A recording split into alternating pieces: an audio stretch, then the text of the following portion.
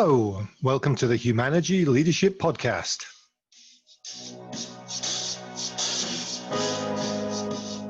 I'm David Wheatley, and we're here to talk all things leadership.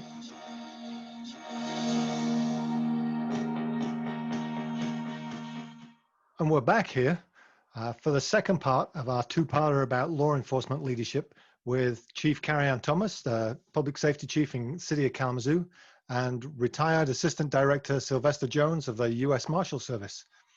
Let's hear what they have to say. We're here talking with Sylvester Jones and Chief Karianne Thomas about leading in law enforcement and what we can do. And I want to ask the question, I want to move it towards solutions. And we've talked a lot about what the issues are and how complex it is, Karianne, but what can we be doing as leaders in law enforcement communities, as the two of you are and have been, to start redressing this balance, to fixing the problem? Well, number one, there has to be a true willingness, right? It has to be on both sides. And I'm just speaking within my community, but I think in law enforcement in general, is realizing that's a problem and being able to have those tough conversations about what the true problems are and the willingness on both sides to move forward, and not have the expectation that after one or two conversations that it's going to be okay. This is a long and twisty road, and it has to be traveled together. In order to make it better, law enforcement has to understand the perceptions and has to be willing to listen and make changes when necessary. And it has to be a two-way dialogue of where the perceptions of law enforcement are. I know that it helps agencies that look like their communities, and trying to hire officers who are diverse. Local and diverse is one of our hiring goals. And it is a struggle. It is a struggle all the time. And then when you fail to meet goals of trying to hire officers that look like your community, it sometimes seems intentional. But it also comes on this healing path of making this profession attractive to everyone. And it's not attractive to everyone. So Sylvester, what can we do to make it attractive for people of color to join law enforcement? Well, again, I think that if the police profession, would have to work on building, I think, trust with the. I've always tried to be a fair person in recruiting. I believe that we're better if we're diverse, have different opinions, and we can learn from each other. And that helps to shape our values. Of course, we have values that helps to shape them. And then Chief Thomas is right. I think that in some cases that you can try and recruit a more diverse office, or have a more diverse department. But there are some struggles because some folks are not interested in doing that kind of work. But what I do find is that I've seen as a problem, even with my former agency, the US Marshall Service, there are some people within the ranks and who may work in HR and other that actually find reasons to not hire people of color. I've seen it a number of times. I'll give you one example. When I was a supervisor stationed in Puerto Rico, I came back home to Chicago for some training. The training, I met a guy who was working for Bureau of Prisons, an African-American fellow.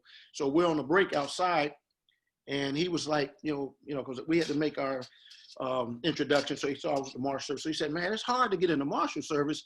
And I said, "Well, what you mean?" I told him, I think it is hard. But I said, "What do you say?" He said, "Well, I scored 100, and I ain't heard nothing." So I said, "You scored 100?" And I'm like, thinking, I only scored a 73. So I said, "Give me your information." So I took his information, and when I get back, I'm gonna call somebody in HR, which I did. Make a long story short, I called, talked to somebody in HR. They said, they looked at the system. They said, "Yep, he had 100. Yep, he was deleted. I said, well, how did that happen? Who deleted him? Well, we don't know. But they said, well, I tell you what, if you find a marshal to take him, he'll be in the next class. So I had a network of marshals that I used to talk to. I sent all of them an email. One jumped on right away and said, I'll take him. And he was in the next class. I found another similar case like that that I had to help with. So I think that part of the solution is we have to have at the command staff and all the way down, people who are fair and want to do the right thing for all the people. Well, that's a great segue to my next question. And you keep lobbing them nicely back into the Kalamazoo office there. It's about accountability, because what you're talking about here is how do we hold people accountable for doing the right thing? And how do we do it internally to the police department as well? And what you see is things like George Floyd, who the guy had a history of being of issues, and people weren't raising him up and saying this guy needs to go, or they weren't able to get rid of him. Karianne, what do we need to do to increase accountability within the department, never mind externally? Well, and I think that, that's an overall topic, and I think it's department by department, and it's chief by chief, right? So I mean, all my officers know, I'm pretty strict, right? And toeing the line and accountability and, that military background and setting very clear expectations and having the consistency to follow through. There are hurdles to discipline. There are hurdles to termination. But at the end of the day, to have a healthy organization, you have to do the tough calls, and you have to make the tough calls, and you have to create that culture of accountability.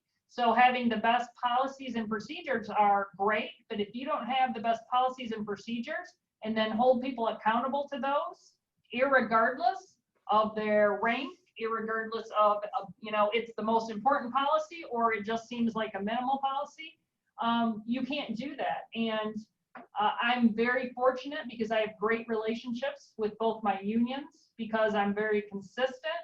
They know where I stand on issues, and people know what to expect when they have those bumps in the road, and some of them, it's a giant pothole they never get out of. But that's the culture, and having that good leadership on the top to create that environment, and then having policies and procedures and following through on those. We're in the middle of accreditation. Hopefully we'll be in an accredited agency soon, which forces us to follow national best practices, forces us to keep our policies up to date. But that doesn't help if you don't have someone who actually follows those policies and holds those officers accountable. And it's easier for some chiefs to do than others. You see that I've been at this agency 27 years, and it's hard for me to sit across from the table and discipline officers I either hired with or basically grew up with. Mm-hmm. But at the end of the day, I have to be responsible enough to do the hard thing for the 250 other men and women who didn't do anything wrong. Well, and I think I'm going to switch it back now, because it would be mildly awkward to ask Karianne my next question, because she's real time working. But Sylvester, if that's the macro level, at the more micro level, that stereotypical 23-year-old cop or the new deputy US Marshal that comes out who's being mentored by somebody, when they see that somebody, the mentor, do something that feels mildly inappropriate or feels slightly wrong, and they're in that neighborhood where it's amplified a little bit, what needs to be in place for that 23-year-old to feel able and safe to raise that up and say, I think this is an issue, and for it not to come back to hurt them because they're breaching the brotherhood, if you like? Well, I think that, as Chief Thomas mentioned, is if you have a department, a chief and a command staff that is leading by example, setting an external example of, like she said, if she, being in an agency 27 years, and having colleagues, now you're the boss, and, because, we've all seen, anybody who worked the streets probably seen colleagues do stuff they weren't supposed to do, okay? So I think that one of the critical positions in any organization is the first line or frontline supervisor. Because that person is the one that's dealing with that 23-year-old all the time on a day-to-day, and or if they're on a night shift, whatever. So that person is really key. So you want really good frontline people who become the frontline supervisors. Really need to be on their A game.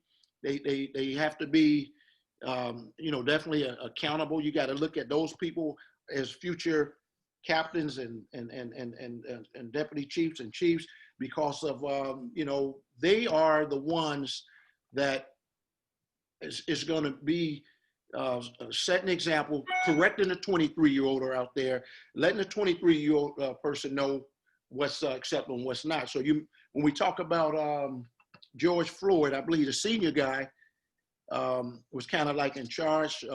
At least, the other guys didn't want to bump that person while he's kneeling and killing somebody, which is unacceptable.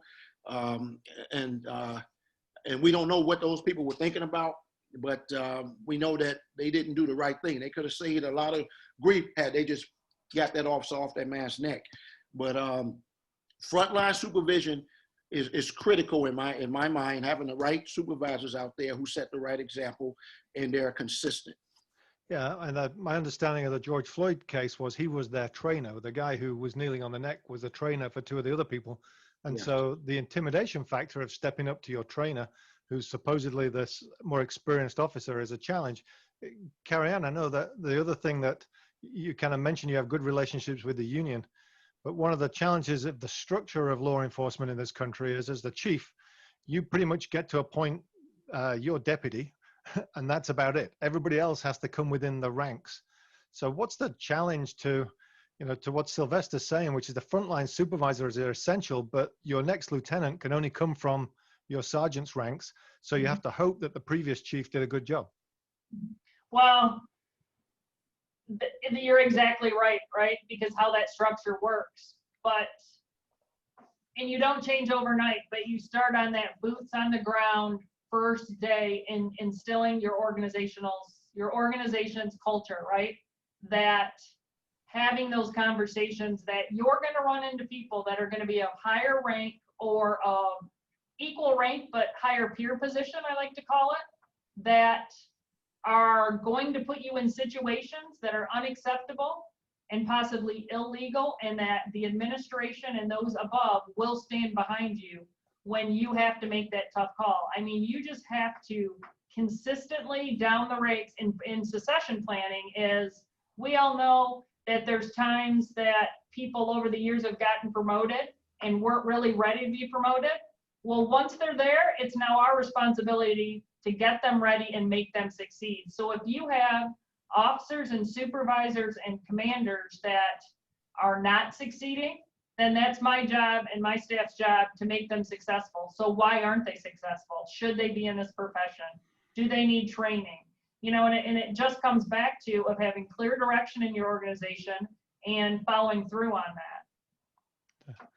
that. And so that idea of it has to come from the top, and it takes time, because if you've been in the position, was it 3 years that you've changed some of your team, and you're moving some of that culture in the direction that you want it to be, and that's going to take time to get those sergeants up to the lieutenant, to the captain, etc.